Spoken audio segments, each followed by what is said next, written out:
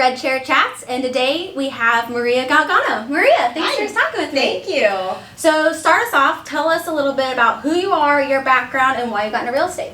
So I am originally from Honduras. I was born and raised there, and I moved to the U.S. after graduating high school. I was living in California before I moved to Missouri, and in California I was going to college and then decided to work full time, so I started working at a venue in entertainment industry, so like events, weddings, raves, comedy shows, and so on and so forth. And that's where I met my husband, Tyrone.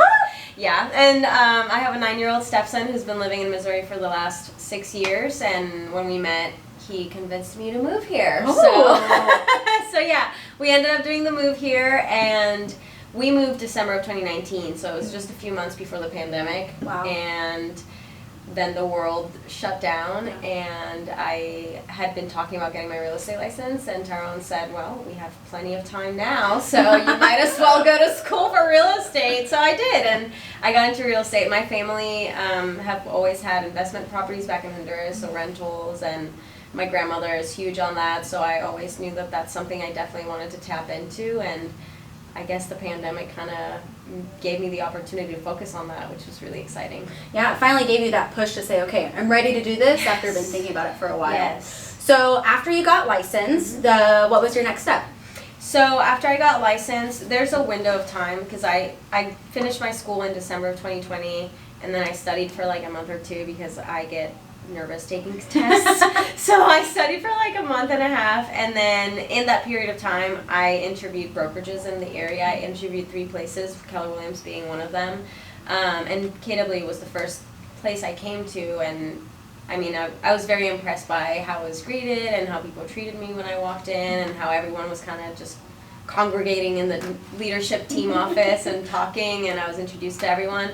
And I had interviewed 2 other places, and I remember as soon as I walked out, I told her, I was like, I think this is my brokerage. And he's like, okay, well, how about we still interview the other places? And I'm like, I will, but I think this is it. And so I received a call from the team leader that we had previously, and came back into the office, and then decided, I was like, you know what, this is the place I want to be at. So was there one specific moment or thing that happened that made you want to come to KW?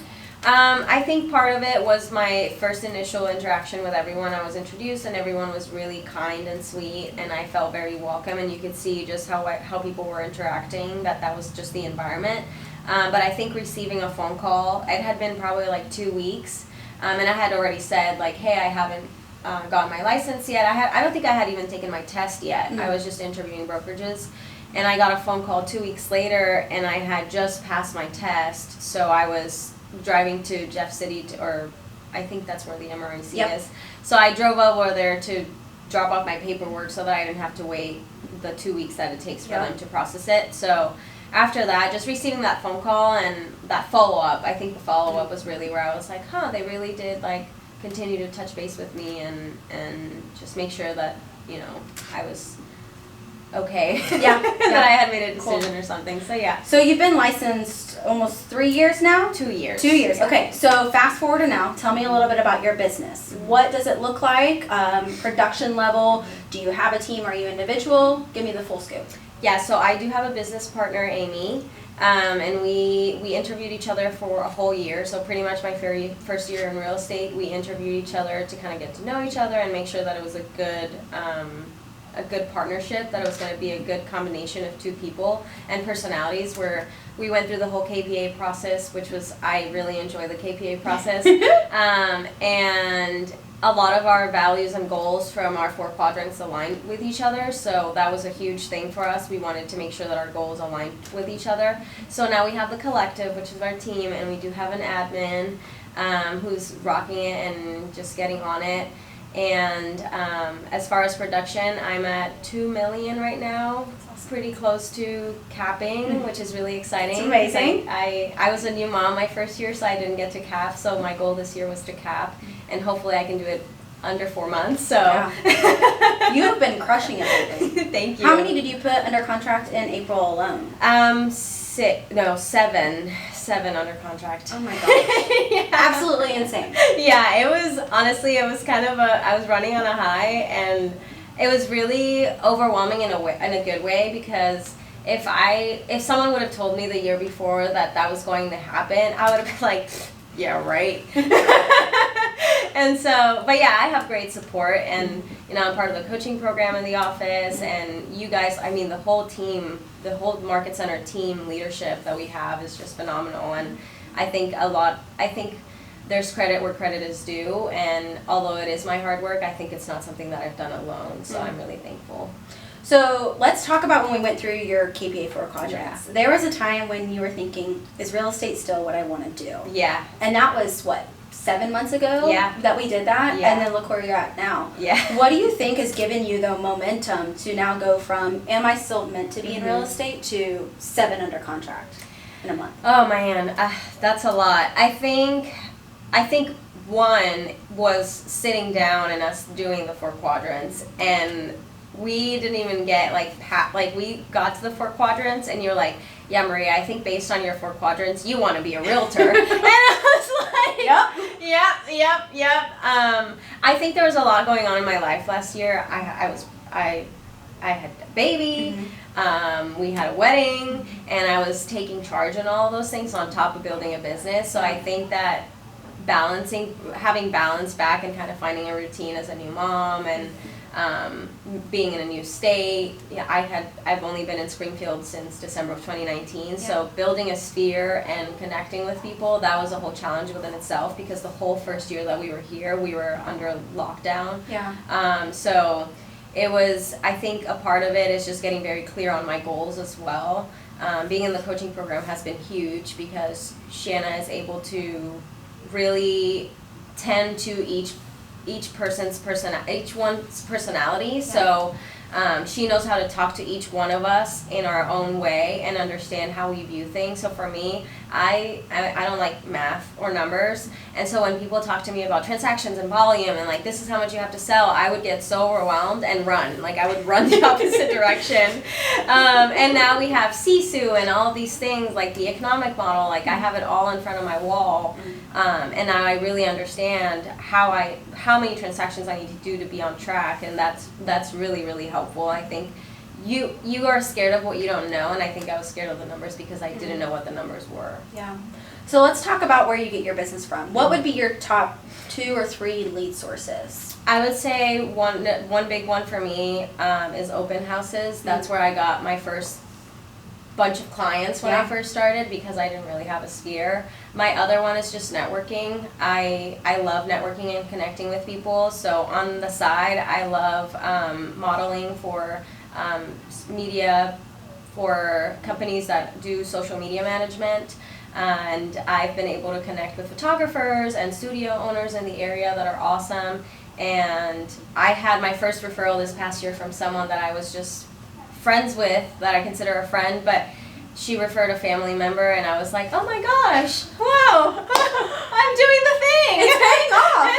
They tell me this all the time. Yeah, and so that's probably number 2. And number 3, something that Shanna thinks I'm really good at that I don't necessarily love is cold calling. Okay. And I've been really good at converting people with cold calls. That's awesome. And I try to do that. It's not my number. It's not at the top of my lead generation, but it's definitely that. And I also do a lot of social media, so I think a lot of it is from social media as well. Yeah.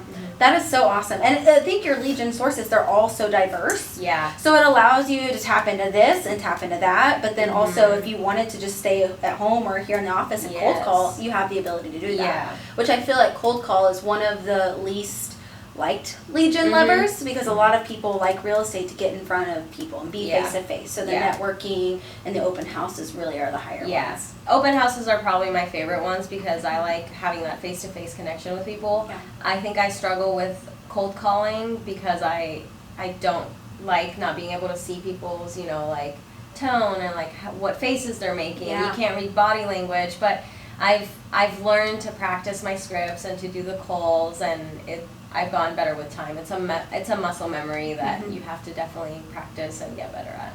So what would you think your favorite aspect of being a real estate agent is? I think it's probably connecting with people, and each transaction is a story, which is really sweet because everyone is looking to buy a house for their own reasons, and getting to know the reasons why they're wanting to buy or sell a house are really cool because you get to understand them on a more personal level.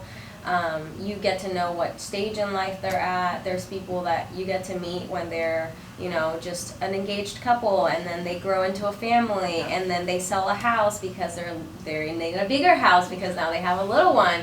And so seeing those stories each play out and be a huge part of their story is just an honor that people get to trust you in that process, and that you get to be a person that they feel like they can go to and reach out to and be like, hey Maria, like I just had a client that I posted in January that reached out to me, and I was like, oh, I'm so glad that they felt that they could reach out and ask me this question, even though it wasn't necessarily something that was real estate related. So yeah, I think it's the connection, the relationships with people is my favorite one, and honestly the flexibility. I'm a mom, and being able to, I still work full time because obviously I have a business to run. Real estate's full time. And real estate is full time, but I'm still very mindful of having one day a week where I'm with my family and spending time with them, and that's a commodity that not everyone gets. Yeah. Walk me through what you're doing with social media and then combining your advocacy for the Hispanic community. Mm-hmm. So I went to family reunion for the first time, which was awesome. And I learned about KW Chispa, and I was at their mixer that they do every year. And I was actually given the honor to lead our Midwest region, which is phenomenal. And part of that is bringing education to our Hispanic community.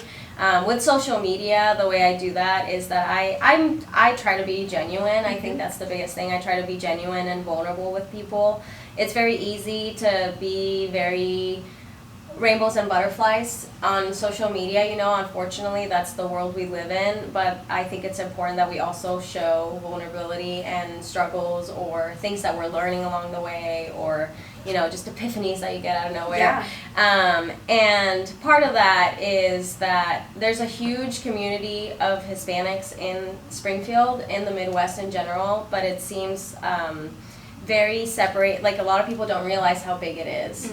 And so part of what I want to do, which is yes, help people buy and sell a house, but it's also bringing education and bringing an awareness to our community that there's a huge need for multiple different things. And I think one of the biggest things is that I love that Keller Williams just created the Buy Your First Home, book in Spanish, and that's a huge thing. Like I've gone to seminars online with KW Chispa on how to give those seminars to Hispanic clients on that book. So having those tools and being a part of a brokerage that really is so aware that there is a huge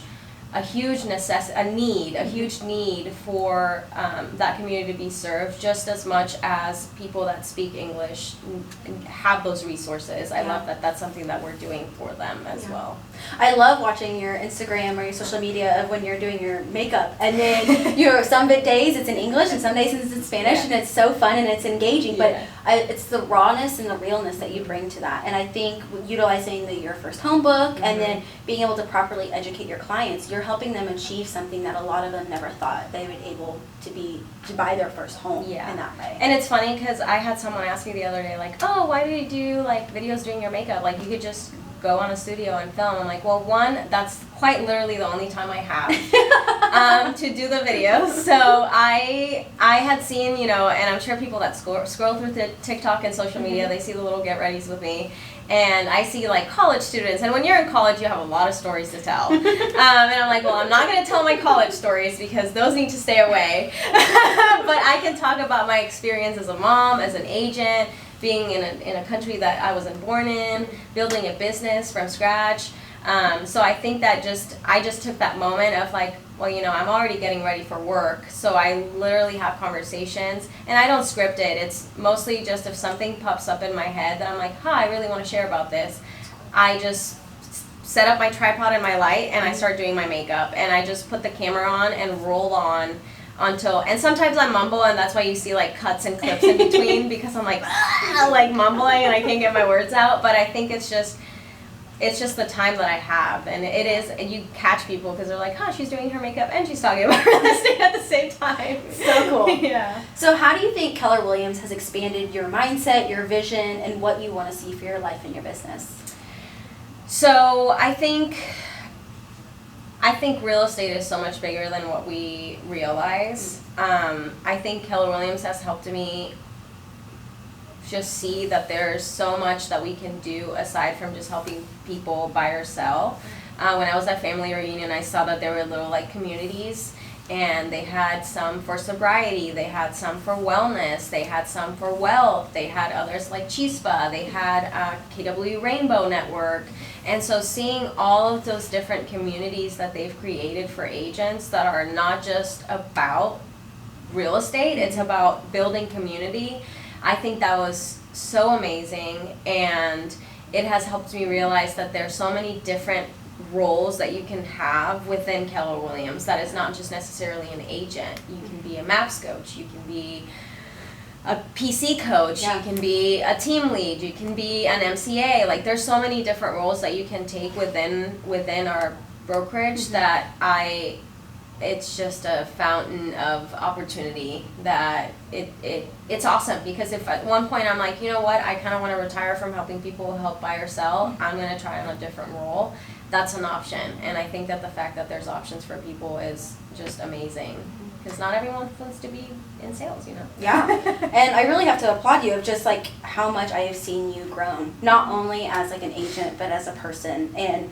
it's been cool to see you go through these life changes of now becoming a mom, and now you're a wife, and now you're a business owner, and you're awesome at it. Thank you. And now you're becoming an advocate for the Hispanic community of saying like, hey, I wasn't born in the United States, and I know you probably weren't either, so let me help you, show you what it's like to buy your first home and achieve that American dream that a lot of people search after. Yeah. So it's really cool to see that, and how you have just like blossomed, and now you're our regional person for Chispa. I mean, how amazing is that? It's been, honestly, I feel like this year, I started this year like December 31st. I'm like, I have a really good feeling that this is going to be an amazing year, not just for me, but in general. I feel like the last 2 years with everything going on in the world, there was like this very heaviness on everyone. And 2023, I was like, I feel like we're shedding that skin and like moving onto better and bigger things. Yeah. And I'm just so thankful for my like really, I'm genuinely, people say like, you drank the Kool-Aid. I'm like, yes, I drank it all. Give me more. I don't care. I love it. And I think people find value when they want to find the value. And I have found value in tenfolds. So I am so grateful for, and I genuinely think we have an amazing market center too, especially connecting with other agents from other regions and areas, and me sharing about like what we have going on in our market center, and then being like, you guys have that? I'm like, you don't? Like, gosh, come on over here. So yeah, I'm just really grateful, and I mean you and I mean all the leadership team have been a huge support in my business growing, so I'm just really grateful for all of you. And it's neat having a family that, you know, especially having my family far away. I feel like I have a family within Keller Williams. You might be tear up. I know. I'm like, don't do it. Don't do that. If you had to give advice for one person thinking about, man, is real estate the industry and career that I want to have, what would the advice that you'd give them be? Just do it. Yeah. I would say just do it, and don't be scared to ask questions and ask for help. I think the biggest thing for me is that when I came into Keller Williams, and I came here because you have amazing training, and that's huge for new agents, but I think it was also, I wasn't scared to go ask people for help and questions and advice. One of the first people I met with was Paulina, who you know is killing it. And I was just like, how do you do it? Like, I want to be you. Yeah. You know, can we have Carrie Worsh, who's a powerhouse too? And like, just being able to hear from those people and not be afraid to say like, hey, I need help. Like, I don't know how to do a CMA, or hey, how do you get your clients? I'll go to an open house. I did all the training, and then I was like, I'm drinking out of a fire hose. I need to go do the thing now. Yeah. And so just do it and ask for help, and don't be scared to ask for help. That there's no stupid questions. We are in a job that is so different every day. Like, no transaction has ever been the same for me, and I think I love that about the job because it literally keeps me up on my toes. And I'm like, okay, what's gonna happen today? We don't know. But yeah, I think that people just need to do it and not be scared. It's scary. It's a business that it can be scary because you're starting from scratch. You're building something for yourself. But if you really, really want something, you're gonna do it. And if you want it, you just have to ask for the help and just do it. Cool. Yeah. Well, thank you so much for sharing your story Thank and you. opening up and being so vulnerable. We love you and we I love you appreciate you guys, so too. much. So, thank you so much for joining us, and we'll see you next week for our next Red Chair Chat. Bye!